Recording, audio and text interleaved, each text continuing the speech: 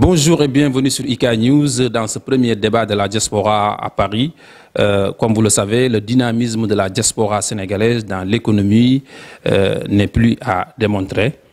Rien qu'en 2016, en guise d'exemple, 1,8 milliard d'euros a été transféré vers le Sénégal, soit 13,5 millions, soit 13,5% du produit intérieur brut par la diaspora. Un montant supérieur à l'aide au développement. C'est dire son poids donc sur l'économie sénégalaise.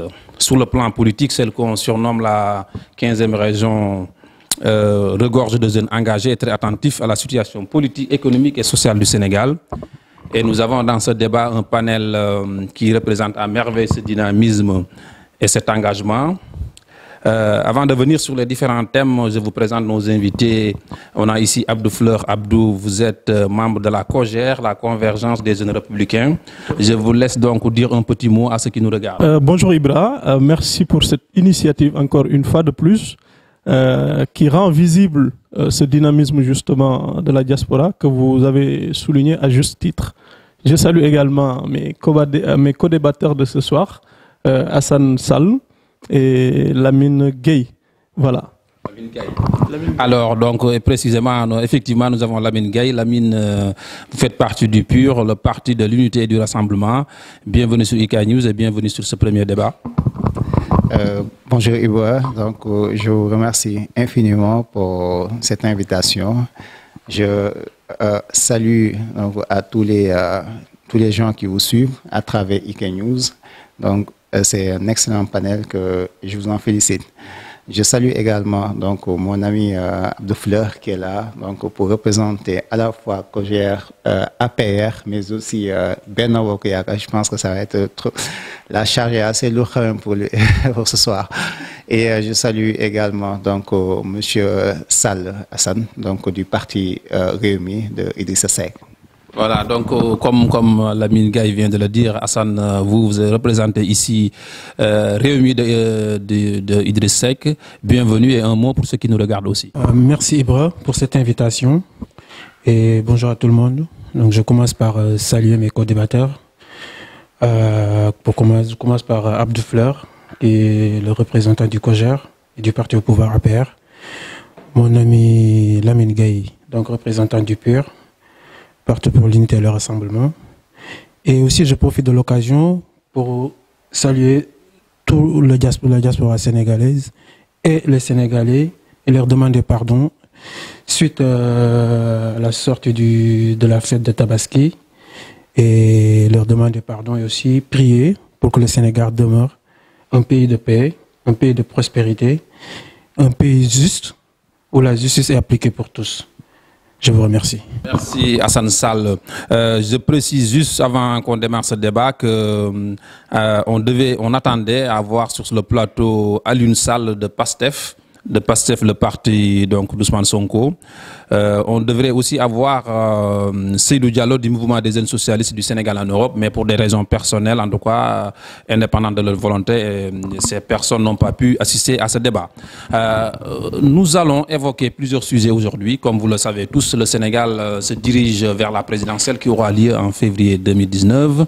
Donc nous parlerons ici des inscriptions sur les listes électorales, du retrait des cartes d'électeurs. Nous parlerons aussi du lancement de la campagne des parrainages, mais nous parlerons aussi de notre point, le fait que pour la première fois dans l'histoire du Sénégal, le Parti socialiste dirigé par Ousmane Tanor Dieng n'aura pas de candidat donc à la course présidentielle. Nous évoquons ce sujet. Nous parlerons aussi de quelque chose, en tout cas, qui s'est arrivé au Sénégal concernant le phénomène des transhumances. Comme vous le savez, beaucoup de leaders politiques du Parti démocratique du Sénégal, à savoir Souleymane Ndéné Ndiaye, qui était, pour ceux qui ne savent pas, l'ancien premier ministre du président Abdoulaye Wade, il a rejoint donc le camp présidentiel. Nous avons aussi Serigne Mbacké Ndiaye, Farba Senghor, Mamadou Diagne Fada. Nous parlerons de ces phénomènes de transhumance. Autre sujet que nous allons évoquer, le volet, ce qu'on peut appeler le volet judiciaire concernant en tout cas l'affaire Khalifa Sall, le maire de Dakar. Nous parlerons aussi de Karim Wade, du fait que la justice, en tout cas la Cour de cassation, en tout cas a aussi refusé son inscription sur les listes électorales, a confirmé, nous évoquerons ça. Et enfin, pour finir, nous parlerons des réalisations du parti au pouvoir de l'APR, donc des réalisations du président Macky Sall. Bienvenue. Et pour démarrer, on va donner la parole à Abdou Fleur. Abdou, dites-nous, selon vous, il y a beaucoup de Sénégalais qui se plaignent du retrait des cartes d'électeurs, des inscriptions. Qu'en est-il aujourd'hui? En plus, voilà, professionnellement, vous devez avoir les bonnes informations. Bonjour Ibra. En tout cas, je renouvelle mes remerciements et profiter aussi de l'occasion pour saluer toutes celles et tous ceux qui nous regardent sur ce débat. Concernant les retraits des cartes électeurs, la commission était passée à Paris, la commission était venue de Dakar, a fait quand même toutes les grandes villes, notamment les villes érigées en centre. Et je pense que je commencerai par saluer cette initiative qui consiste à créer de nouveaux centres ou de nouveaux bureaux de vote. Je pense tout de suite à Mantes, je pense tout de suite à Creil, à Nantes, ainsi de suite. Donc de nouveaux centres, 8 environ, ont été créés sur toute la France pour permettre quand même à nos compatriotes de pouvoir venir voter, s'acquitter de leurs droits civiques tranquillement. Ça a toujours été un grief, une plainte, des doléances. Et le président a compris ce message. Donc ce qui s'est passé en 2000, lors des dernières législatives, je pense que ne se reproduira plus. Parce que la bonne mesure a été prise. S'agissant maintenant des retraits, les cartes devaient être disponibles fin août, mais on les attend incessamment. Je pense qu'ils ne vont pas tarder, les responsables qui sont actuellement à Dakar, le président de la DCNA est actuellement à Dakar, le président aussi de la CENI, qui gère le service des cartes d'identité au niveau du consulat, également à Dakar, justement pour les besoins de la carte. Au-delà de ça, j'ai eu l'occasion quand même de comprendre que les gens, malgré ce qu'ils dénoncent, ne viennent pas retirer leurs cartes. Il y a énormément de cartes qui dorment encore, qui n'ont pas été retirées. Mais je pense que d'ici la semaine prochaine, c'est ma conviction, les cartes doivent être disponibles et que les gens puissent vraiment retirer leurs cartes en temps pour pouvoir d'abord parrainer et aussi le 24 février s'acquitter de leurs droits civiques pour élire le prochain président de la République qui, je le souhaite, sera Macky Sall dès le premier tour. Alors, Hassan, quelle est ta position par rapport à la distribution ou au retrait des cartes d'électeurs? Êtes-vous satisfait du côté des Rewmi? Effectivement, donc je vais essayer d'apporter quelques éclaircissements par rapport à cette question qui concerne les cartes électeurs. Il faut un peu parler de la genèse de la situation, à savoir, donc le président Macky Sall a décidé tout seul de refonder le fichier électoral, d'apporter de nouvelles cartes. À savoir, donc là, aujourd'hui, on nous parle de cartes de CEDEAO et le Sénégal est le seul pays de l'Union qui utilise ces cartes. Et pour ces cartes, on nous a dit qu'ils ont dépassé 50 milliards, autant pour moi. 50 milliards pour confectionner des cartes sur un fichier qui existait, avec des gens qui avaient des cartes qui fonctionnaient très bien. Qu'est-ce qu'on s'est rendu compte de quoi? Que malgré tous les efforts qu'ils ont faits, pendant les élections législatives, les Sénégalais se posaient la question pour savoir où sont nos cartes. Qu'est-ce qui s'en est suivi? Ils ont sorti des arrêts ou des décrets pour permettre à des gens d'utiliser les anciennes cartes pour pouvoir voter. Aujourd'hui, il y a M. Fleur qui nous dit que les cartes sont disponibles. Il faut aller les retirer. Et les Sénégalais sont toujours là à demander elles sont nos cartes. Je pense que si les cartes sont disponibles, c'est très facile. Il fallait juste qu'ils font la communication nécessaire permettant aux gens de se déplacer pour aller récupérer leurs cartes. Aujourd'hui, nous sommes face à une situation qui est le parrainage. Pour parrainer, il faut avoir une carte. Et jusqu'à présent, nous n'avons pas les cartes qu'on nous dise disponibles. Si c'est disponible, ils n'ont qu'à sortir une communiqué pour dire aux gens, les cartes sont disponibles, allez les retirer. Pour moi, donc, il y a quelque chose, il y a un problème. Donc, je pense que c'est un peu trop facile aujourd'hui de se mettre devant nous pour nous dire que les gens se plaignent qu'ils n'ont pas les cartes et il n'y a personne qui se déplace pour aller les retirer. Moi, personnellement, je donne mon cas. Ma femme est inscrite bien avant les législatives. Elle s'est déplacée. Elle est partie au consulat pour récupérer sa carte. Je ne vous raconte pas des histoires. Hein. Qu'est-ce qui s'est passé? Elle s'est présentée pour récupérer sa carte électeur. On lui a dit que votre carte d'identité n'est pas disponible. De par nos recherches et tout, quelques jours après, on s'est rendu compte que la carte était là-bas. Donc il y a quoi? Il y a un problème que les gens ne veulent pas dire. Soit ils retiennent les cartes de façon volontaire, qu'ils nous le disent, soit ils n'ont pas confectionné les cartes. Mais de toutes les façons, nous, en tant qu'opposition, et en tant que... Ça, c'est un droit que nous avons. Donc, ces cartes-là, ce sont nos droits. On doit nous les donner. On ne devait même pas rester là à crier pour avoir les cartes. Donc, je pense que, à partir de maintenant, le pouvoir va faire les nécessaires pour distribuer les cartes à la population. Merci. Cher Lamine, donc vous venez d'entendre en tout cas la position de Rewmi. Quelle est la position du côté du parti de l'unité du rassemblement? Merci Iwa de m'avoir donné la parole. Je pense que je ne vais pas donner la position du PUR, mais je vais donner la position des citoyens sénégalais. Aujourd'hui, ce qui se passe, c'est que nous étions tous présents et nous étions tous témoins de ce qui s'était passé lors des élections législatives avec les retraits des cartes et tout le brouhaha et tous les problèmes que les citoyens ont connus lors des élections, là-bas même au niveau de Montreuil. C'était du cafouillage, mais c'était aussi inadmissible, je pense.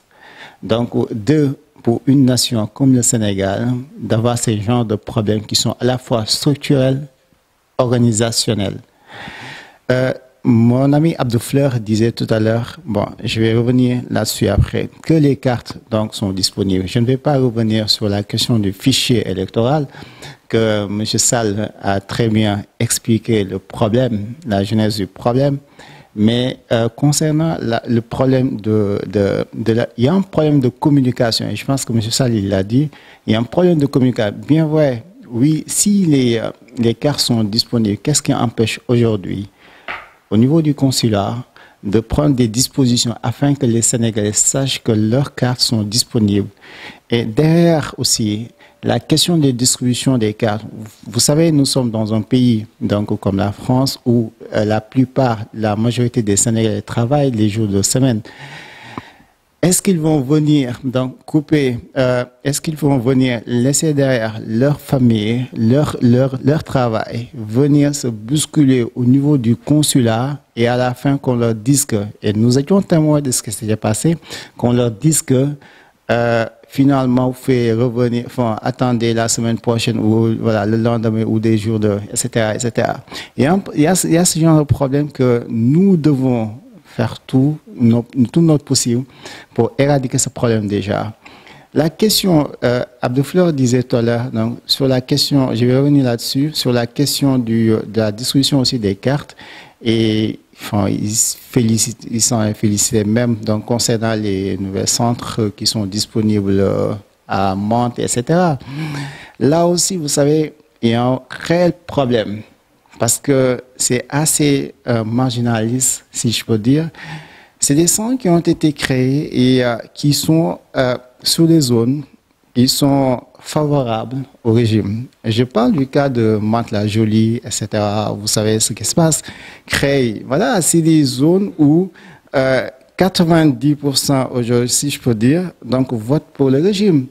Et je pense que le jeu démocratique ici, dans ce sens, a été faussé depuis le début. Et c'est ce que la plupart aujourd'hui des Sénégalais se sont rendus compte et qu'ils dénoncent. Et c'est ce qu'on dénonce depuis Abdoulaye Wade. Et nous continuons à dénoncer aussi.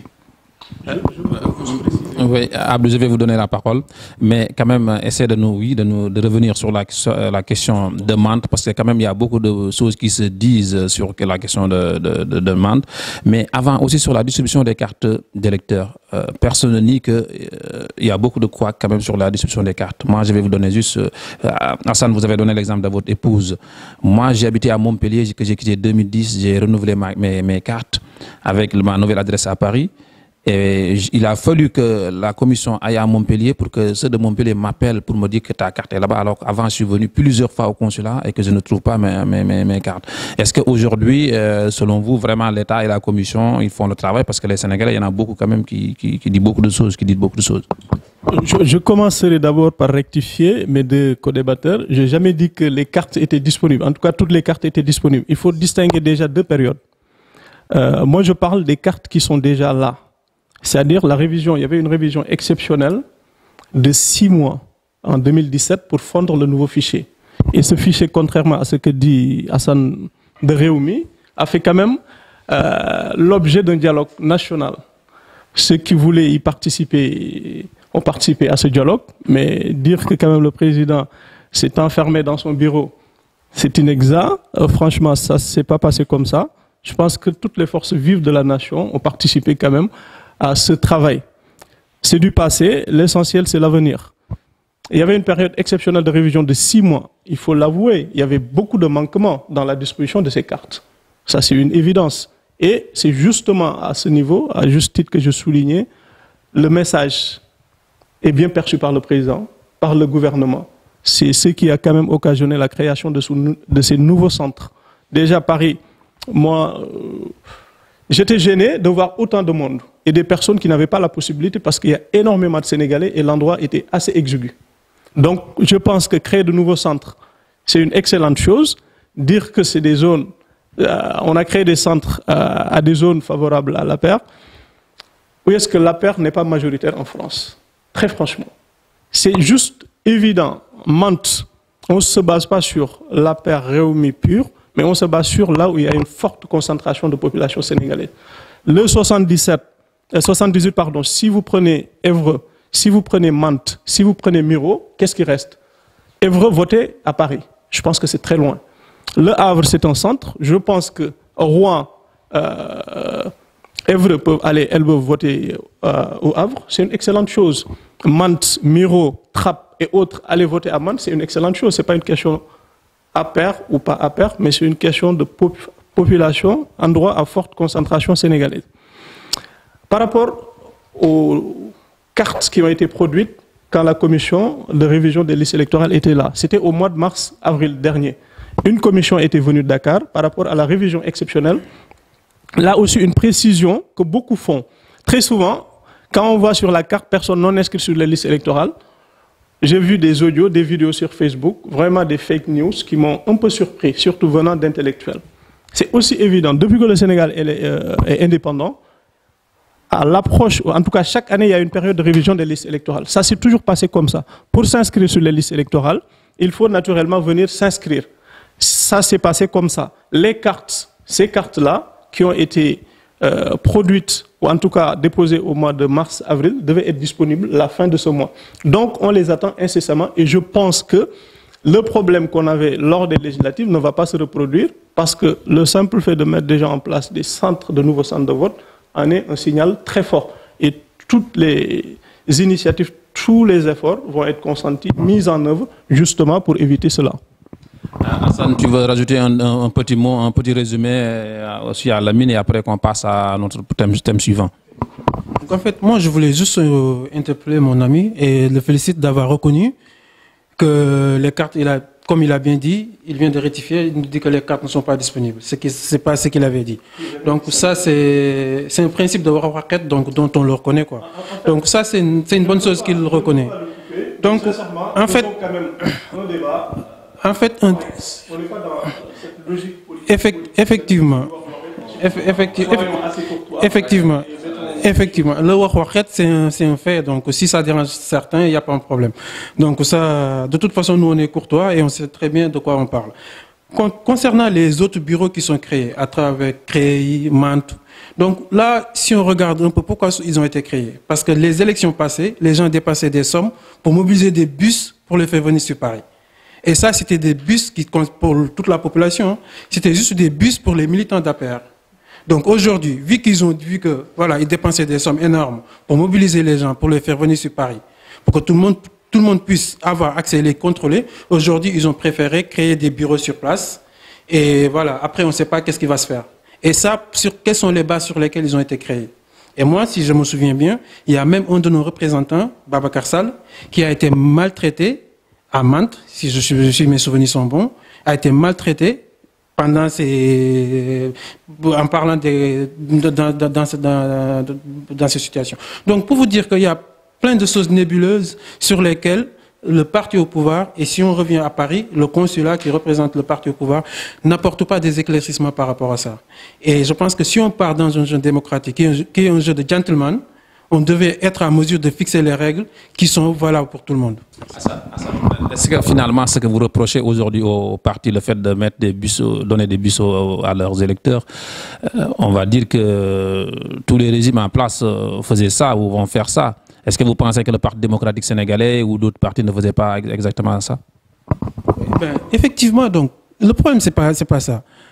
On a enlevé le Parti démocratique sénégalais, le PDS, pour avoir un changement. Le président Macky Sall incarnait ce changement. Donc, pourquoi venir et répéter les mêmes choses qui nous retournent en arrière? C'est pas parce que l'autre l'a fait. Ben ça, si on va revenir dans le débat, c'est que si on parle du cas Khalifa Sall, c'est pas, ils disent que c'est pas parce que les autres l'ont fait que moi, c'est valable pour moi. Donc, c'est le même cas. Donc, c'est pas parce que les régimes en place ont utilisé des bus pour transporter les gens, leurs militants, que ça doit être une règle. On attendait de Macky qu'il fasse un changement. Et ça, c'est pas fait. Merci, Hassan. Lamine, nos deux confrères, ou en tout cas les deux confrères, vous dépassez un peu en temps de parole. Est-ce que vous voulez rajouter quelque chose sur la distribution des cartes d'électeurs? Effectivement, donc juste une minute, je ne vais pas abuser de votre temps.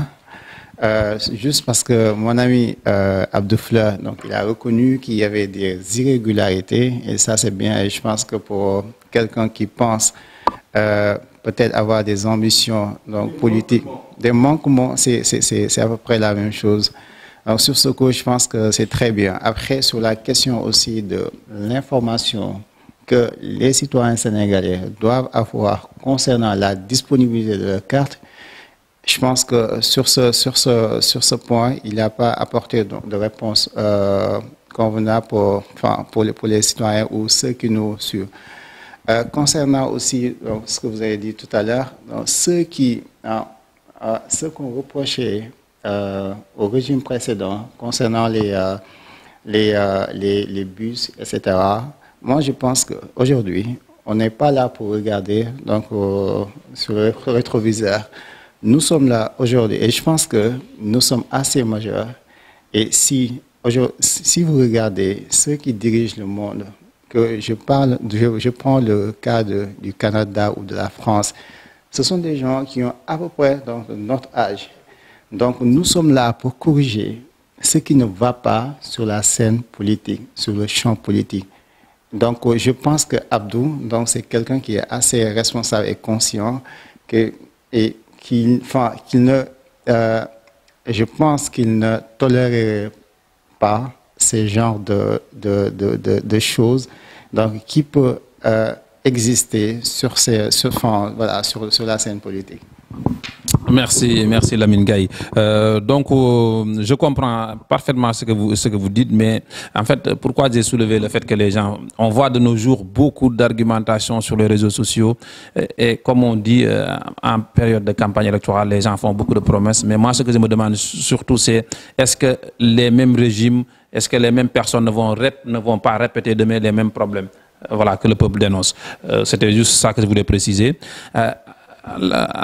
Abdou, le parrainage a fait aussi beaucoup de bruit au Sénégal. En ce moment, tous les partis politiques sont à la course au parrainage. Qu'en est-il de votre côté, du côté de l'APR? Merci Ibra. Précise juste que je peux avoir un peu plus de temps parce qu'ils sont deux. C'est extrêmement important, surtout de pouvoir apporter des réponses à chaque fois. Et aussi inviter mes co-débatteurs à plus de courtoisie, c'est-à-dire un débat qui permettrait quand même à ceux qui nous regardent de pouvoir comprendre, disséquer le vrai du faux. Voilà, de pouvoir vraiment comprendre les enjeux du moment. S'agissant des parrainages, j'étais contraint d'être là aujourd'hui, mais je devais être ailleurs. Je parle notamment de la COJER. Aujourd'hui, on est mobilisé sur les Mureaux, on est à un foyer, on est à Cergy. Pour dire qu'au-delà du Sénégal, en France, ici, on est mobilisé. Je ne suis pas sûr que c'est important de revenir sur la genèse du parrainage, mais quand même sur l'opportunité de mettre en place ce mécanisme. C'est extrêmement important parce qu'un travail de filtrage me semble plus que nécessaire. Un parti qui compte un peu moins de 15 millions d'habitants et qui a plus de 300 partis politiques, c'est aberrant. 280 précisément, plus 25 demandes d'agrément sur la table du ministre de l'Intérieur. Je pense que, moi, au-delà de ce système de parrainage, j'aurais préconisé la méthode Bongo. Il faut rayer de la carte tous les partis politiques qui n'auraient pas 5% à la présidentielle. Parce que pour moi, la démocratie aussi ne veut pas dire du laisser-aller, du laisser-faire. Tout le monde est convaincu que techniquement, matériellement, c'est très compliqué d'organiser une élection, quelle qu'elle soit, avec autant de candidats. Les législatives passées, quand même, ont été assez illustratifs par rapport à ce phénomène. On peut discuter du reste, mais au moins tout le monde est convaincu, tout le monde est d'accord sur le fait qu'il faut limiter les candidatures. C'est assez raisonnable, il y a beaucoup de candidats fantômes et tous ceux qui gesticulent de gauche à droite, on les attend. D'abord sur la première étape des parrainages, je parle notamment à Réumi qui est en perte de vitesse constante, qui en 2007 avait 14%, en 2012 à 7%. Et je me demande s'ils sont capables encore d'avoir 7% en 2012. Et leur leader avait l'habitude de dire « Je suis le numéro 2, le suffrage me l'a conféré ». Wait and see, il n'est plus le numéro 4, comme quatrième président qu'il avait pensé être. On verra pour les parrainages d'abord et les législatives. Je précise juste que là, tu lançais tout à l'heure un appel pour la courtoisie, alors que là, tu cognes en premier. Hein. Alors, ça... Non, effectivement, donc il n'y a pas de problème, donc il fait partie des répondeurs automatiques. Comme à chaque fois que le président Idrissa Seck fait des propositions, il ne parle pas pour parler, à chaque fois qu'il fasse des propositions, donc il y a tous les répondeurs automatiques qui clignotent pour essayer d'apporter des réponses, et des fois c'est des réponses qui passent complètement à côté. Donc c'est juste ça. Concernant le parrainage, nous, le parti Réumi, on n'a pas de problème par rapport à ça. S'il voulait même 1 million, 2 millions, 3 millions, il n'y a pas de problème. On est une partie qui existe bien, qui est présente dans les 45 départements du Sénégal, qui est connue de la population sénégalaise. Donc le parrainage pour nous, c'est pas un problème. Nous, on était contre le parrainage par principe. Parce que je pense qu'à un moment donné, il faut qu'on sait exactement pourquoi les gens s'engagent dans la politique. On s'engage dans la politique pour changer les choses, pour apporter des solutions par rapport aux problèmes que nous vivons au quotidien. Face à ça, tout Sénégalais qui se sent capable de changer la cour des choses ait le droit de participer et de donner son avis. Dans ce sens-là, donc, on devait permettre aux gens qui sont capables de le faire. Certes, on doit mettre des règles, mais on doit mettre des règles démocratiques, des règles égalitaires, des règles qui respectent les droits et les libertés de chacun. Tout à l'heure, mon ami Abdou, donc, il a parlé, comme ils savent bien le dire. Qu'est-ce qu'il a dit quand il a pris la parole? On va rayer de la carte tous les partis qui n'ont pas 5%. Le vocabulaire, c'est ça. Rayer, supprimer, radier, révoquer. Est-ce qu'on peut continuer à vivre dans un pays pareil? Non, écoutez-moi. Non. C'est pas vous qui décidez. Ce sont les Sénégalais qui doivent choisir. On doit donner aux gens la possibilité de choisir. Pas rayer, révoquer, supprimer. Non, c'est pas ça. Le Sénégal est aujourd'hui, on a plein de compétences. On a beaucoup de compétences. Donc ça, c'était juste une parenthèse. Donc revenons au parrainage. Pourquoi le parrainage? Donc, le parrainage, aujourd'hui, on nous dit qu'un parrain pour un candidat. Tout à l'heure, je parlais avec un ami. Qu'est-ce qu'il m'a dit? Moi, je ne peux pas parrainer parce que si je parraine, c'est comme si je vote pour la personne. Alors, vous voyez, donc il y a une confusion entre parrainer et voter. Oui, merci Hassan pour cette contribution concernant le parrainage, en tout cas la distribution des cartes. Lamine Gaye, vous avez vu, Hassan et Abdou n'ont pas le même point de vue, c'est normal. Du côté de votre parti, tout à l'heure, vous m'avez dit, c'est pas que le parti, ce sont les citoyens sénégalais. Qu'est-ce que vous pensez, vous, de cette campagne de parrainage? En fait, je fais juste une précision, Ivo, parce que quand je parle du citoyen sénégalais, c'est-à-dire que nous, au-delà du clivage partisan, donc nous parlons au peuple sénégalais. Donc c'est pour ça que je disais que je m'adresse au peuple sénégalais, aux citoyens sénégalais. Concernant le parrainage, vous savez, le parrainage, ça se pratique dans pas mal de pays. Donc sur le principe, on peut être d'accord. Maintenant, sur la question de la faisabilité, donc avant même la question de la faisabilité, le parrainage, si vous vous rappelez bien, il y a 2 ans, le président de la République du Sénégal, M. Macky Sall, avait procédé à des référendums. Donc, sur quoi, avec comme objectif, consolider les acquis démocratiques, etc., etc.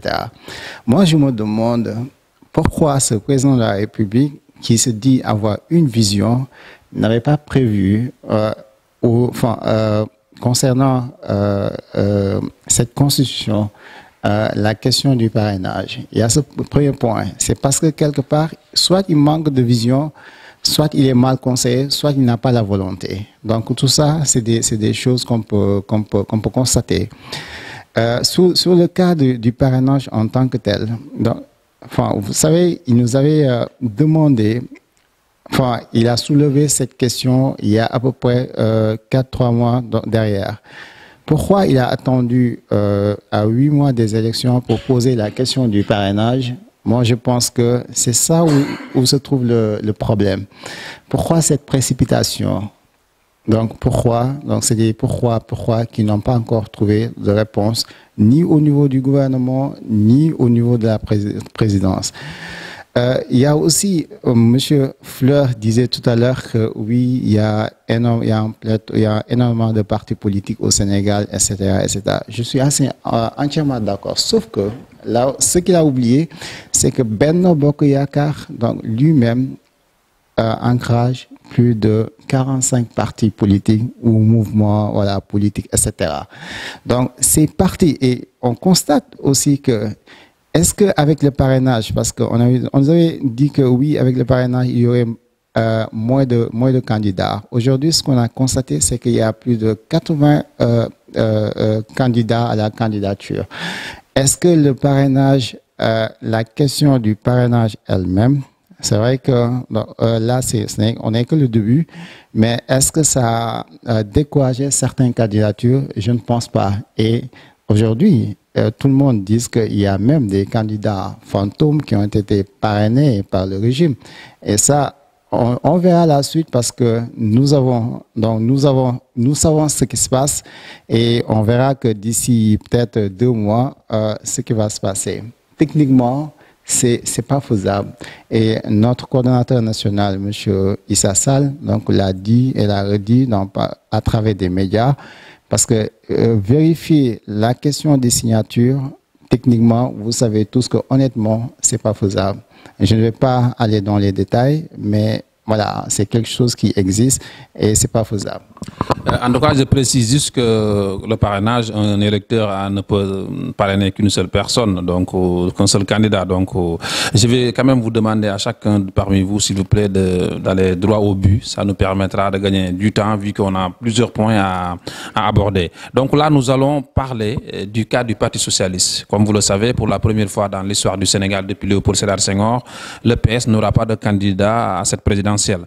Et nous devrions normalement avoir sur ce plateau Seydou Diallo, qui représente le mouvement des jeunes socialistes du Sénégal en Europe, mais pour des raisons personnelles, encore une fois, il n'est pas là. On ne va pas recommencer par Abdou, parce qu'Abdou, pour des questions démocratiques autres, préfère qu'on tourne des fois aussi avant lui, c'est normal. Hassan, qu'est-ce que vous pensez-vous de ce fait historique, le fait que Ousmane Tanor Dieng, le premier secrétaire du Parti socialiste, et Benno Bokk Yakaar peut-être ont décidé de soutenir l'APR? Merci pour cette question. Donc, concernant le Parti socialiste, mais bien avant, permettez-moi juste de revenir un peu sur le parrainage pour attirer l'attention de la population sur le fait que, voilà, donc le parrainage ne signifie pas que vous parrainez quelqu'un que vous allez voter pour lui, mais aussi il faut éviter les achats de conscience. Donc voilà, ça c'est un engagement personnel qu'on doit faire. Et d'ailleurs même il y a un audio qui circule dans notre panel où notre responsable des élections, As Babakar, nous fait savoir que dans une ville comme Thiès, il y a des gens du pouvoir qui viennent se faire passer pour des militants de Réumi pour récolter des parrainages qu'ils vont sûrement détruire ou pour zapper la mobilisation des Thiessois pour le président Idrissa Seck. Donc ça c'était juste une parenthèse. En fait pour le Parti socialiste, moi, je pense que ce n'est pas le Parti socialiste. Pour le président Ousmane Tanor Dieng, je pense qu'il est dans sa logique. Il ne peut pas cheminer avec le président Macky Sall pendant tout ce temps pour arriver au dernier moment, vouloir présenter un programme. Qu'est-ce qu'il va nous présenter? Et en plus, certains pensent que le parrainage, c'est uniquement pour les partis de l'opposition. Mais au sein même de Benno Bokk Yakaar, le parrainage, c'est un frein pour certains. Imaginez Ousmane Tanor Dieng ou Moustapha Niasse qui sortent à 6 mois des élections pour déclarer leur candidature. Quels sont les moyens que le pouvoir a pour éliminer automatiquement leur candidature? C'est le parrainage.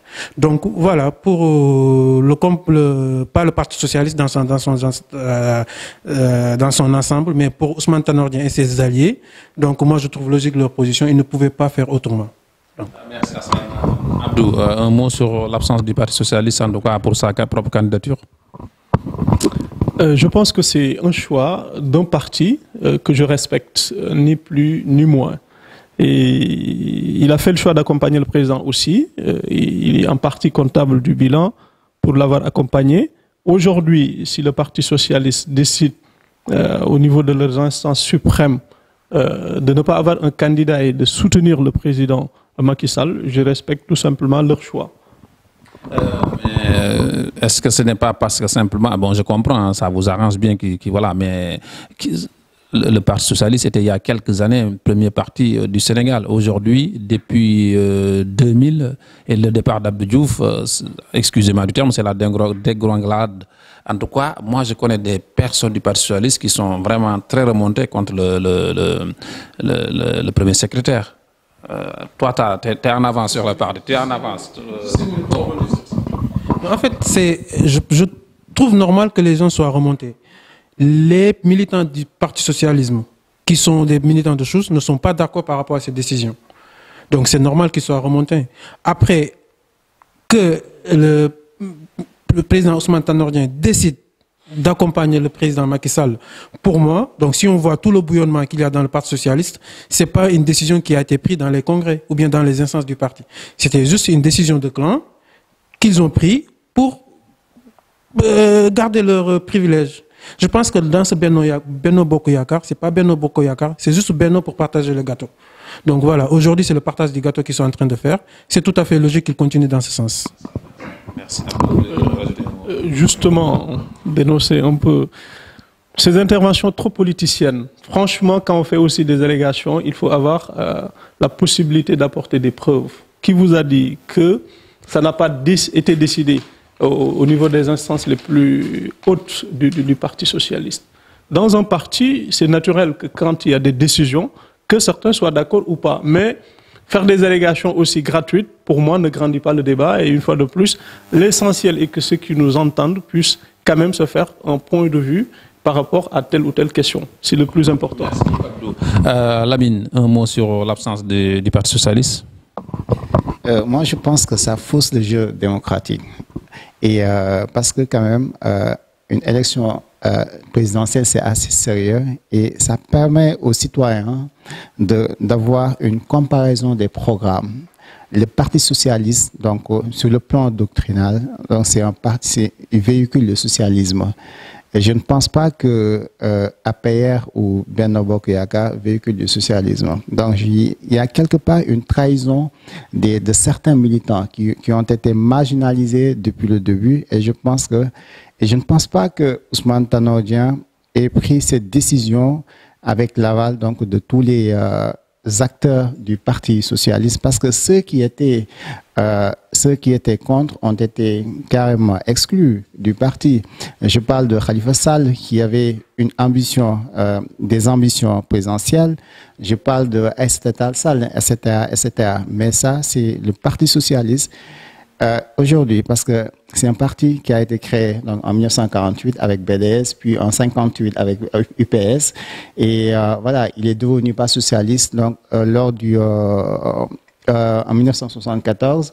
Et si vous regardez bien, donc, depuis sa création jusqu'aux élections, les dernières élections, il n'a jamais eu presque moins de 50%. Juste avec Abdou, il a eu 41%. Et avec Ousmane Tanor Dieng, il a eu 13%. Donc, lors des élections passées. Ce qui se passe, c'est qu'avec Ousmane Tanor Dieng, qui est aujourd'hui une personnalité politique finissante, donc c'est quelqu'un qui a hypothéqué, si je peux dire, hypothéqué le Parti socialiste pour les beaux yeux du président de la République, c'est tout. Donc, il a transformé un parti politique en mouvement de soutien. Merci Lamine Gaye. Merci Lamine Gaye. Dans la mesure où, vous m'excusez, nous avons beaucoup de thèmes à aborder. Récemment, il y a des choses qui sont passées au Sénégal. Je vous parlais des phénomènes de transhumance. Nous avons l'ancien Premier ministre Souleymane Ndéné Ndiaye, nous avons Serigne Mbacké Ndiaye, nous avons Fada qui ont quitté le navire du Parti démocratique sénégalais.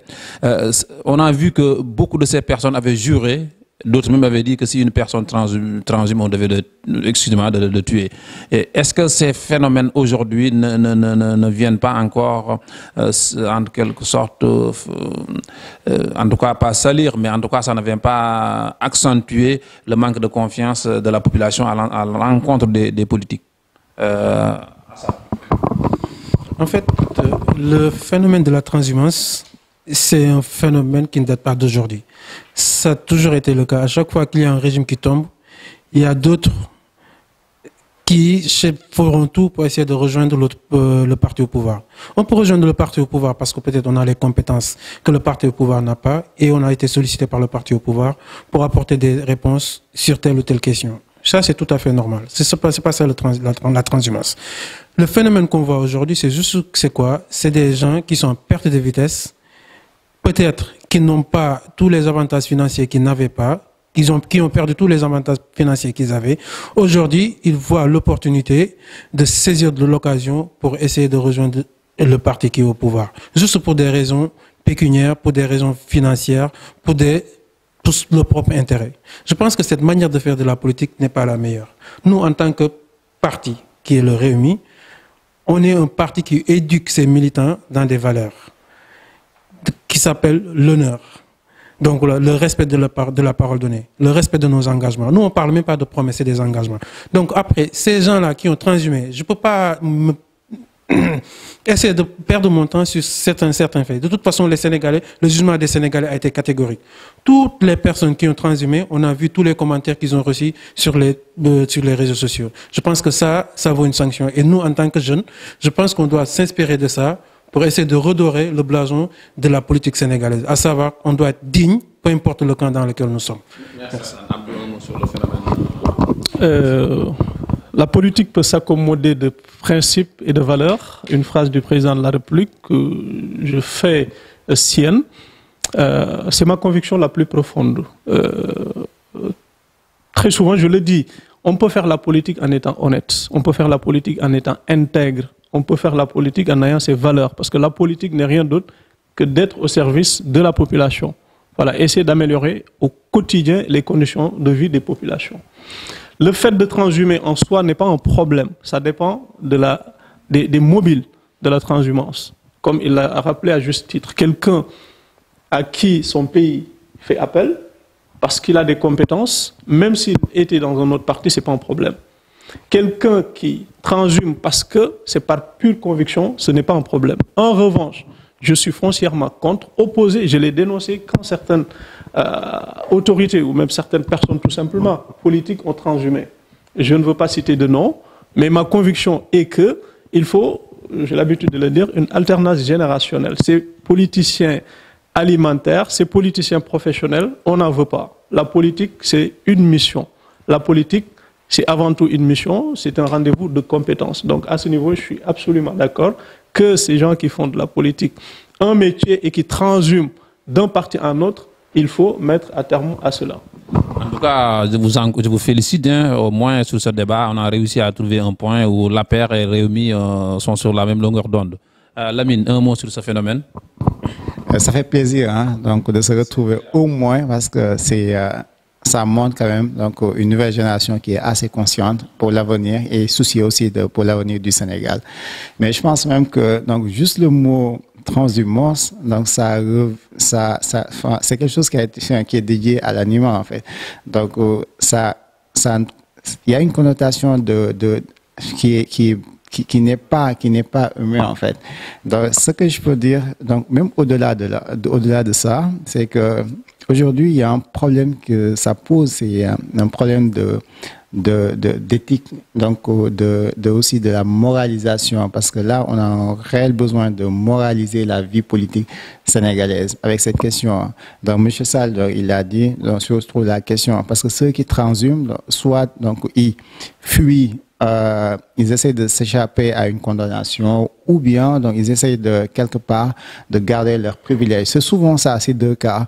Mais bon, ce qui est dommage, c'est que quelles leçons aujourd'hui donner à la génération surtout future, je pense qu'il y a un problème donc, avec cette question de la transhumance. Max Weber disait qu'il y a ceux qui vivent de la politique et ceux qui vivent pour la politique. Ceux qui vivent de la politique, c'est ceux qui en font un métier.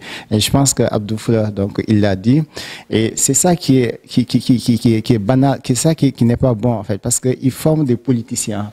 Il y a aussi, quelque part, derrière ceux qui vivent pour la politique, et c'est-à-dire ceux qui en font donc, une vocation, et ceux qui, c'est aujourd'hui, exemple, ce qui se passe aux États-Unis où vous voyez donc des gens dans le secteur privé qui travaillent, qui réussissent et qui font de la politique juste pour apporter quelque chose à leur pays. Et je pense que nous devons réfléchir sur ce cas et éviter ce qui se passe aujourd'hui au Sénégal avec des gens qui sont là depuis 40 ans et qui veulent toujours rester là. Donc, et je pense que c'est un réel problème et nous le dénonçons, nous continuons à le dénoncer aussi. J'ai juste envie de, en vous écoutant tous les trois, envie de dire un proverbe wolof où on dit ou de nous le glisser, nous le évoluer. En d'autres termes, si vous amenez votre chaussure, c'est le forgeron. Selon comment vous êtes, il va vous faire le travail bien ou pas bien. Est-ce que finalement, c'est pas simplement la faute à la population, au peuple même, qui suit comme un mouton entre guillemets n'importe quelle politique? Est-ce que c'est pas à la population d'être mûre, de savoir comme en France, vous l'avez vu, quand un politicien fait des choses, ou en tout cas a des démêlés avec la justice, voilà, le peuple prend en quelque sorte du recul. Est-ce que finalement, c'est pas ça le problème qu'on a chez nous, ou en Afrique, dans beaucoup de pays? Non, en fait, moi, je ne vais pas culpabiliser la population. Il ne s'agit pas d'un problème de population, c'est un problème de leader. En fait, c'est les gens qui incarnent le pouvoir qui doivent être exemplaires. Nous devons avoir des gens exemplaires. Le problème de la transhumance, c'est vrai que nous tous, on l'a dénigré et on est tous d'accord là-dessus. Mais aussi, il ne faut pas oublier que le président Macky Sall, à Kaffrine, avait vanté les mérites de la transhumance. Donc, je me dis que voilà, ça, c'était une porte ouverte qui a été lancée à ces gens-là pour dire que voilà, vu que maintenant vous êtes fatigués, donc c'est l'heure maintenant de venir, voilà, chacun essaie de trouver des excuses pour dire que je suis ami avec le président, l'autre donc on était dans le même parti pendant des années, l'autre qui nous dit que voilà, c'est la seule personne qui est capable de redresser le pays. Chacun essaie de trouver, d'habiller sa transhumance pour venir rejoindre le pouvoir. Là, c'est là où je vais rejoindre Abdou, M. Fleur. Il reviendrait au président de la République et au parti de l'APR de dénoncer ça de façon catégorique, en disant que, parce que je sais très bien qu'au sein de l'APR, il ne manque pas de compétences. Peut-être qu'ils ont les compétences qui devraient leur permettre de dire non à tous ces genres de comportements. Donc voilà, c'est pas la population. La population, ils sont là, des fois, ils prennent l'argent des politiciens parce que c'est leur argent. Et nous leur disons que donc, quand il y a quelqu'un qui vient vous donner, donc prenez parce que c'est votre argent, mais c'est aux leaders de prendre les responsabilités, de dire non à certaines pratiques, d'être exemplaires et d'être rigoureux dans ce qu'ils font. Abdou, un mot sur la transhumance. On va passer dans ce cas au thème suivant, à savoir le volet judiciaire, le cas je peux dire, l'ancien maire de Dakar, Khalifa Sall. Comme vous le savez, donc, la Cour suprême a confirmé en tout cas les 5 ans de prison. On a vu que le lendemain, le 31 août, le président Macky Sall a signé un décret pour révoquer le maire de Dakar. Ça aussi, ça a mené beaucoup de bruit. Alors, qui veut commencer pour nous parler de ce dossier, Lamine? Je pense que nos deux amis sont en avance sur vous, si vous voulez commencer par l'affaire Khalifa Sall. Juste pour finir avec surtout la question du parrainage en 2 mots, parce que je pense aussi il faut qu'au niveau de l'Assemblée nationale, qu'on essaie de faire des propositions de loi contre ce phénomène, je pense que c'est assez urgent et il faut le faire. Il me semble que dans le passé, il y a M. Duboka qui l'avait initié. Après, je ne sais pas où, la transhumance, contre la transhumance, mais je ne sais pas donc, où est-ce qu'il en est. Parce que c'est quelque part sanctionner un régime et derrière, donc ils passent par la porte et voilà, ils sortent par la porte et derrière, eux, voilà, ils sont récupérés à travers la fenêtre. Et je pense que c'est quelque part trahir aussi le peuple sénégalais et les électeurs. Pour la question du Khalifa Sall, moi, je ne vais pas aborder la question judiciaire parce que pour moi, et je le crois fermement, donc c'est une question politique. Donc c'est un procès politique. Et il faut le traiter donc, en se basant sur des phénomènes politiques. Ce qui se passe, c'est que Khalifa Sall, il est maire de Dakar. Khalifa Sall, il a des ambitions présidentielles. Khalifa Sall, selon des sondages, il peut faire basculer, il peut faire peur et il peut même, vous m'exprimez du terme, éliminer le président de la République dès les premiers tours. Ça, c'est un fait. Ce qui se passe, c'est que, parce que c'est quelqu'un qui, au niveau de Dakar, qui a quand même travaillé, qui a fait ses preuves au niveau international, et pareil. Ce qui se passe, c'est que il y a eu des discussions à huis clos qui a eu entre Khalifa Sall et certains membres du régime. Donc, pour que Khalifa Sall ne dépose pas sa candidature s'il veut rester tranquille. Il a refusé et depuis lors, il est en train de vivre toutes sortes de problèmes sur Terre. Maintenant, vous savez, question, là, il a été condamné en première instance. Après, même avant de parler la confirmation de la décision, il y a eu entre-temps l'arrêt de la CEDEAO et ils sont revenus sur la question même donc ils ont souligné les vices de procédure, donc la violation de certains droits de Khalifa Sall et surtout le côté arbitraire, etc., etc. Mais ça reste toujours donc du cadre judiciaire. Mais même au-delà de ça, on sait que il est aussi maire et il jouit aussi de l'immunité parlementaire. C'est une question qu'on peut toujours discuter jusqu'à demain et je pense qu'on ne sera jamais tombé d'accord sur ce point. Donc, il a été révoqué, donc on le sait tous. Donc, on savait que ça a été planifié. Khalifa Sall le savait, nous tous, on le savait. Et voilà, ça reste une question politique. Et tant que Khalifa Sall a ses ambitions politiques, malheureusement, le pouvoir en place fera tout pour lui mettre les bâtons sur les roues. C'est ça, et c'est dommage pour encore une fois, parce que je pense que c'est pas très fair play en tant que président de la République. Merci l'ami. Abdou, vous voulez prendre la parole concernant l'affaire. Vous pouvez voilà, parce que beaucoup de Sénégalais quand même dénoncent en ce moment, en tout cas, ce qui se passe. On a Barthélémy Diaz qui est en prison. On a aussi Karim Wade qui a vu ça, en tout cas, aussi exclu. Voilà, vous comprenez que les Sénégalais se posent des questions. On a vu aussi le juge magistrat qui a jeté l'éponge, en tout cas, dans son métier pour se lancer en politique. Est-ce que les Sénégalais, entre guillemets, est-ce que, voilà, ils l'accusent gratuitement, vous pensez, le camp présidentiel? Je commencerai par dire que le peuple sénégalais est un peuple exigeant, et tant mieux, pour notre démocratie. Mon camarade Lamine a quand même fait 2 allégations sans preuve. La première disant que Khalifa Sall, d'après des sondages ou des faits même, pour reprendre ces termes, pouvait éliminer le président dès le premier tour. Sur quoi vous basez pour dire cela? Khalifa Sall peut être un excellent maire de la ville de Dakar. Point. Khalifa Sall chez moi n'est pas connu. Khalifa Sall peut-être au fond du Sénégal n'est pas connu. Il peut faire un bon travail à Dakar, mais être un bon maire ne veut pas dire être un bon président. Être connu à Dakar ne veut pas dire être connu à l'intérieur du Sénégal. Et l'écrasante majorité de ceux qui votent, si vous prenez 2 grandes villes, Dakar, Touba, après c'est les campagnes qui arrivent. Vous avez la campagne aussi, c'est l'occasion pour un candidat de faire connaître son programme, etc. Oui, je suis d'accord. Non, je venais d'abord aux faits avant de venir à l'affaire Khalifa Sall proprement dite. Deuxième allégation fausse, ou en tout cas sans preuve, c'est un procès politique. Très souvent, moi, ce qui me dérange dans la classe politique sénégalaise, ce sont les mêmes magistrats, les mêmes juges qui acquittent, qui condamnent. Ces mêmes magistrats, quand ils acquittent, il n'y a pas de souci, la justice va très bien. Quand ils condamnent, c'est tout un problème. Au Sénégal, très souvent, on n'a pas l'impression d'avoir la même justice qui condamne et qui acquitte. Quand il y a un acquittement, la justice fonctionne. Quand il y a une condamnation, c'est politique, c'est instrumentalisé. Moi, je pense que et toutes les personnes, généralement, l'opposition parle pour elle-même.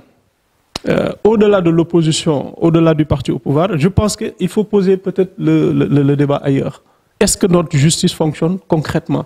Est-ce qu'on a envie d'avoir cette justice où il faut aller au-delà, il faut réformer? Moi, je pense que c'est véritablement cette question. Mais si on se base sur des faits, sur le droit, par rapport à l'affaire Khalifa Sall, on a fait application, je pense, à 2 articles ou référence à 2 articles.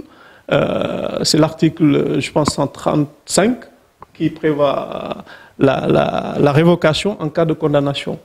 Et l'article 140, pardon, qui prévoit les cas où on peut révoquer.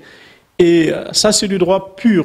Et je pense qu'il y a une application stricte de la loi à ce niveau. La loi, contrairement à certains, qui disent qu'il faut aller jusqu'à la Cour de cassation, voilà.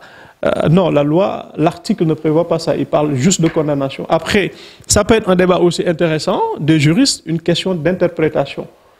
Oui, on entend par là épuisement des voies de recours ou juste acquittement. Moi, là où je serais peut-être d'accord avec certaines personnes par rapport à l'affaire Khalifa Sall, c'est vraiment le côté humain des choses. Là, je peux vraiment comprendre sa révocation. Au-delà de cet aspect, si on se vraiment calque, on se fixe au droit, le droit s'est appliqué. Et comme on nous a toujours enseigné en première année de droit, le droit est froid et implacable. Voilà, par rapport à ça, c'est ce que je voulais dire. Mais une fois de plus, le débat doit être porté à un niveau national plus haut. Peut-être la question de notre justice, elle fonctionne bien ou pas? On a envie de cette justice ou pas? Mais s'agissant de l'affaire Khalifa Sall, pour moi, il n'y a aucun souci à ce niveau. Mais vous comprenez aussi l'opposition, en tout cas les Sénégalais qui considèrent que quand même il y a beaucoup de coïncidences. Je ne sais pas si on peut le parler de coïncidence. Karim Wade aussi veut être candidat. Il a des problèmes pour s'inscrire sur la carte électorale. Sur les listes électorales, on a le cas Khalifa Sall. Est-ce que finalement, voilà, vous voulez faire une course de 100 mètres, on vous trouve des problèmes, vous n'allez pas être au départ, on fait un autre. Est-ce que ça ne peut pas prêter confusion, Abdou? Prenons cas par cas. Je pense qu'aussi, il faut être capable de mettre le doigt là où ça fait mal. Prenons l'exemple de Khalifa Sall. Qu'est-ce qui a été reproché à Khalifa Sall? Le problème avec la caisse d'avance. Il y a beaucoup aussi d'irrégularités, hein, de manquements, des fausses factures. Tout cela a été quand même étayé. Comme on dit en Wolof, Douman Kessé, beaucoup mochi moko gun. C'est pas parce que ses prédécesseurs faisaient la même chose qu'il doit le faire. Non. Autre chose, il a peut-être manqué aussi de prudence. Parce que moi, je suis convaincu qu'on va être président aussi. La vérité est qu'il faut assurer ses arrières. Il faut être irréprochable à ce niveau. Une élection présidentielle, elle est extrêmement importante. Et à ce niveau, il faut être irréprochable. Si on prend l'exemple de Barthélémy Diaz, qu'est-ce qu'on lui reproche? Barthélémy Diaz, pardon, tout le monde quand même se souvient de l'affaire du meurtre avec, à sa mairie. Tout le monde se souvient aussi de ses insultes.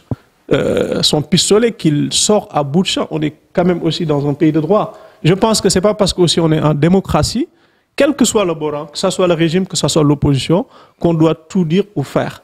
Toute personne qui méconnaît la loi, qui fait n'importe quoi, doit être sanctionné purement et simplement. Ouais, malheureusement, le temps nous est compté.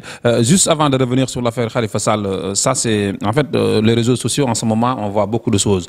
On va juste regarder une vidéo lancée certes par le camp présidentiel, mais qui nous permet de voir les positions de chacun. Donc, on regarde, après on y revient.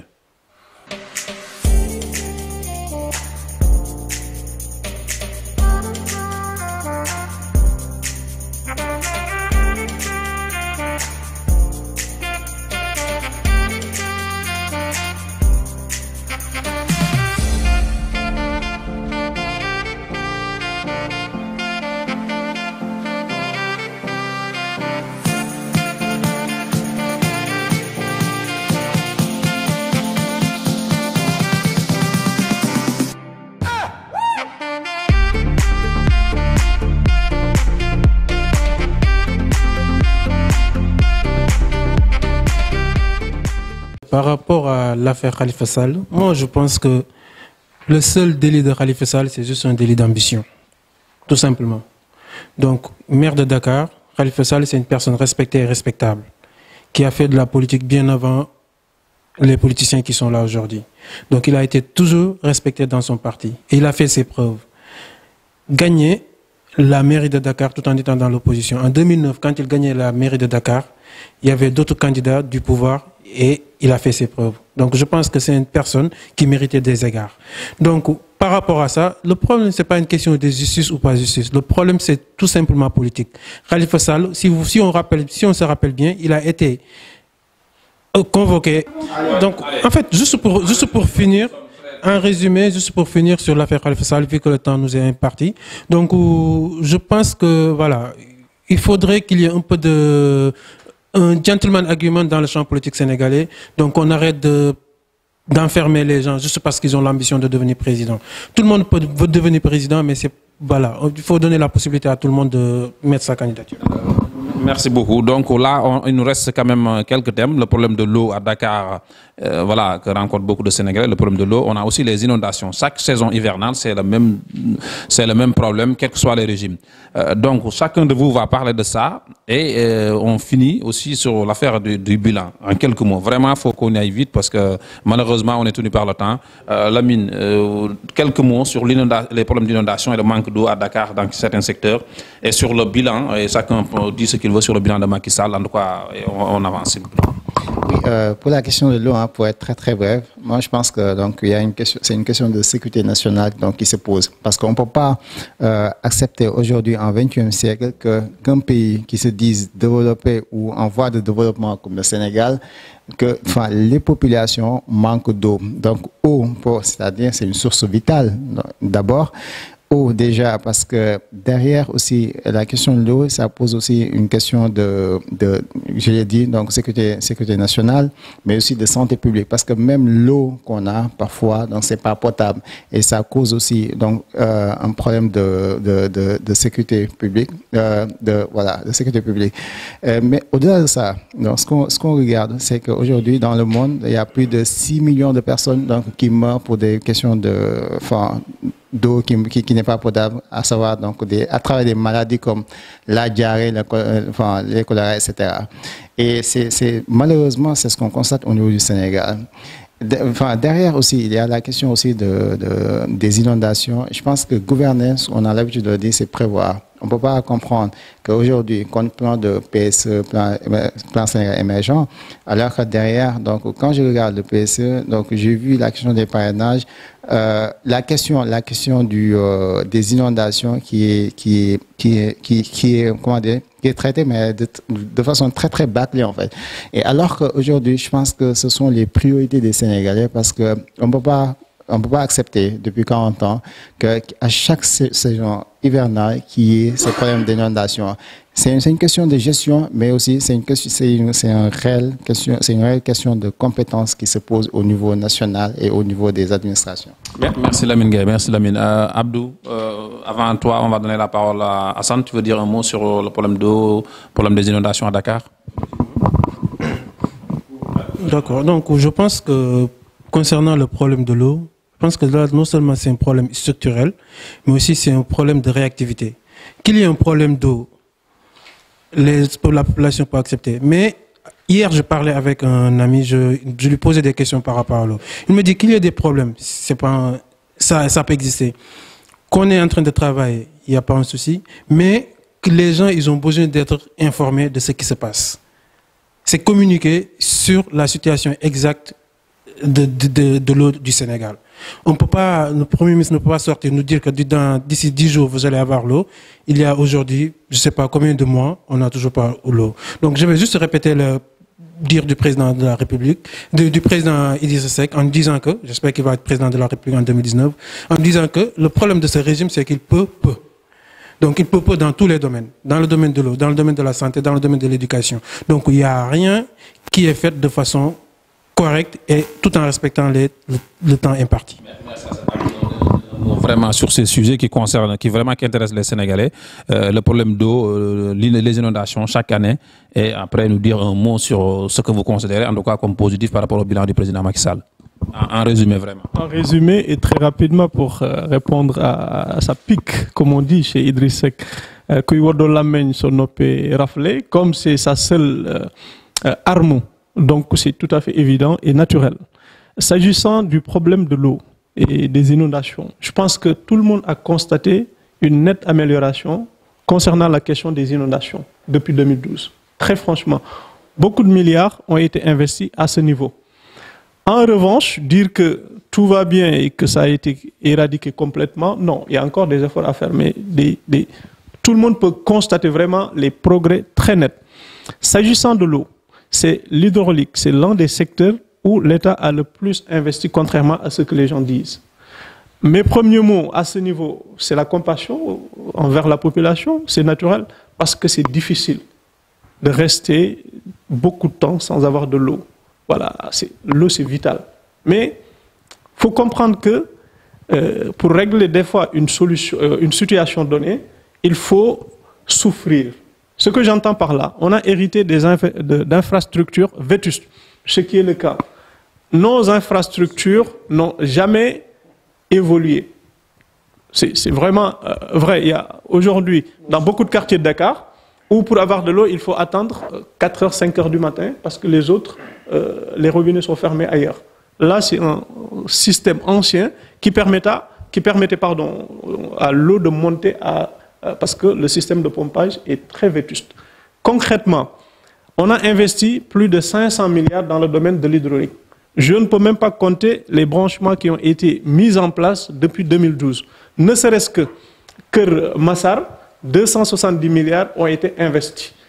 Pour dire quoi, bientôt, la question de l'eau sera un vieux souvenir. À l'heure actuelle, on ne peut que être du côté des populations en termes de compassion par rapport à leur douleur, mais d'ici peu, ce sera un vieux souvenir, la question de l'eau. Voilà, en tout cas, merci Abdou pour ce mot de conclusion, parce que malheureusement, on aimerait bien, en tout cas, bien approfondir sur la question du bilan et ses problèmes, mais le temps ne le permet pas. Bon, allons-y, une minute. Allons-y. Voilà. Non, je comprends bien. Bon, rapidement, parce que malheureusement, on est très... Donc, en fait, juste pour conclure, moi, je vais juste essayer de m'adresser aux Sénégalais pour leur dire qu'aujourd'hui, le Sénégal est dans une situation catastrophique. Donc, le Sénégal manque d'eau.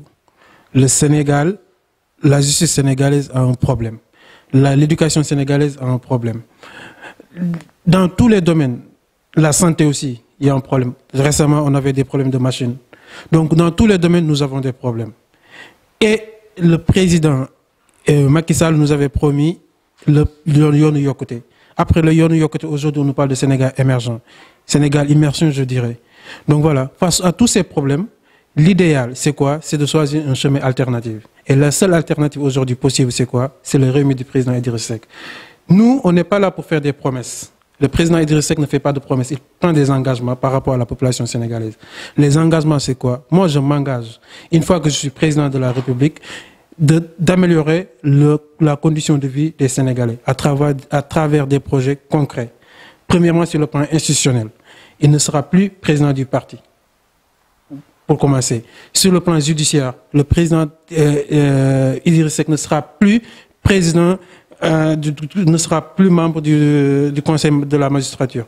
Donc j'en passe. On n'a pas assez de temps pour énumérer toutes les propositions, mais juste pour vous dire que nous, on va prendre des engagements, on ne fera pas des promesses qu'on ne va pas respecter. Merci. Vous voulez dire avant Abdou un mot de conclusion sur le bilan? Je pense que l'absus est révélateur quand même, hein, parce qu'Abdou disait tout à l'heure que pour réaliser quelque chose, il faut souffrir. Ils ont été élus quand même, donc pour faire souffrir les Sénégalais, malheureusement, et ils sont en train de le prouver, donc depuis leur accession au pouvoir. Concernant le bilan, c'est simple, parce qu'aujourd'hui, ce qui est la politique du président de la République, c'est un bilan, donc c'est un bilan de trompe-l'œil, c'est-à-dire que les infrastructures sont là, mais moins de 5% de la population sénégalaise en bénéficie. C'est-à-dire qu'aujourd'hui, Yoonu Yokkute qu'on dit, donc c'est pas la vieille mamie qui est toujours à côté, donc qui vend ses tchafs, donc qui le constate. Je pense pas. Aujourd'hui, concernant le tram, etc., je pense que c'est toujours une minorité des Sénégalais qui en bénéficient, mais je ne pense pas que la majorité des Sénégalais, surtout ceux ceux qui ont des problèmes d'ambulance au niveau de Koumpentoum, ceux qui ont des problèmes de transport, donc ceux qui ont des problèmes donc comment dirais-je, de transport, de soins, donc en bénéficient. Je pense pas, et c'est ça malheureusement, et c'est ce qui est dommage parce que nous, ce qu'on attendait de lui, c'est qu'il fasse une politique où chaque Sénégalais, je dis bien chaque Sénégalais, se sentirait concerné. Mais malheureusement, ce n'est pas le cas. Merci beaucoup, Lamine. Abdou, s'il vous plaît, allez vraiment droit au but. Oui, mais très rapidement par rapport à la question de la souffrance dont il a fait mention, même ici en France, on peut le constater. Pendant les vacances, quand on améliore les routes, quand même, il y a beaucoup d'embouteillages, on perd énormément de temps. Et c'est à ce niveau. Ceci étant, concernant du bilan, et c'est vraiment dommage que l'on n'ait pas le temps, on aurait dû commencer par ça, peut-être pour gagner plus de temps. Je résume juste en deux parties. La première partie, la vision du président au niveau des campagnes, au niveau urbain, au niveau rural. Première chose. Par rapport à, contrairement à ce que dit notre camarade, notre ami Lamine, la maman ménagère ne sent pas cette amélioration ou l'amélioration de ses conditions de vie au quotidien. Je dis que non. Non, pourquoi? Parce que tout à l'heure, on parlait de l'APR qui n'est pas un parti social. Le président Macky Sall, ce qu'il a fait au niveau social, aucun président ne l'a fait. Même les socialistes ne l'ont pas fait. Toute une grande partie de sa politique est basée sur une politique sociale. Je donne l'exemple. Des denrées de première nécessité. Depuis que le président est arrivé au pouvoir, aucune denrée de première nécessité n'a flambé. Aucune. Soit c'est diminution, soit c'est stagnation. Première chose. Deuxième chose, moi qui suis issu du monde rural, qui connais énormément les choses, là, en 2015, quand je suis parti au Sénégal, avec les pistes de production, moi, ran en Wolof, j'ai été extrêmement étonné. En quittant Linguère pour aller chez moi, j'ai fait 15 minutes. Quand je suis arrivé, j'étais étonné. Je me suis dit, on n'est pas chez moi. Tellement que c'était rapide. Mon village a été électrifié récemment. Beaucoup de villages environnants ont été électrifiés. Comme avec le PUDC, le monde rural, benen chose, les bourses sociales, c'est une réalité. Une maman ménagère, quand même, qui a beaucoup de difficultés à scolariser ses enfants, on ne peut pas le laisser étaler tout bénéficie de 100 000 francs. Laissez-le conclure parce que là, en deux mots. En deux mots, il faut qu'il résume tout ça. Et ce qui m'intéresse le plus, parce qu'aucun pays au monde ne peut se développer sans électricité, sans agriculture moderne, diversifiée. Au niveau de l'électricité, tout le monde peut constater. Et des chiffres à l'appui, on est passé de 900 heures de coupure par an à 60 heures de coupure par an, ce qui est extraordinaire. Au niveau de l'agriculture, on a battu des records en 2017, avec plus d'1 million de production, en riz. Donc très prochainement, en marche vers l'autonomie en riz, l'autosuffisance en riz, pardon. Et si on arrive à être autonome en riz, je pense que le Sénégal est sur la voie du développement, de l'émergence. C'est juste dommage que mon collègue veut me couper la parole alors que j'ai encore énormément de choses à dire. Donc, merci beaucoup. Merci vraiment à Hassan Sall de Réumi. Merci Abdou Fleur de la Cogère, en tout cas de l'APR, on peut dire ça. Lamine Gaye, merci beaucoup en tout cas aussi pour le PUR de présenter en tout cas votre parti de l'unité de rassemblement. Merci à vous aussi de nous avoir suivis pour ce débat. On voulait prendre plus de temps pour approfondir le bilan sur les problèmes d'inondation, mais malheureusement, on n'a pas plus de temps. Donc, on a abordé plusieurs sujets dans ce débat, notamment les inscriptions sur les listes électorales, notamment le lancement de la campagne de parrainage, la distribution des cartes. Nous avons aussi parlé de l'absence du PS à la présidentielle. Nous avons parlé aussi du phénomène de transhumance. On a parlé ici du cas de Khalifa Sall, de Karim Wade, des problèmes judiciaires, la révocation de Karim Wade, du bilan de Macky Sall, des problèmes d'inondation. Merci de nous avoir suivis sur IK News et à bientôt pour un prochain débat avec les membres de la diaspora qui sont là très dynamiques à Paris et à travers le monde. Merci à vous.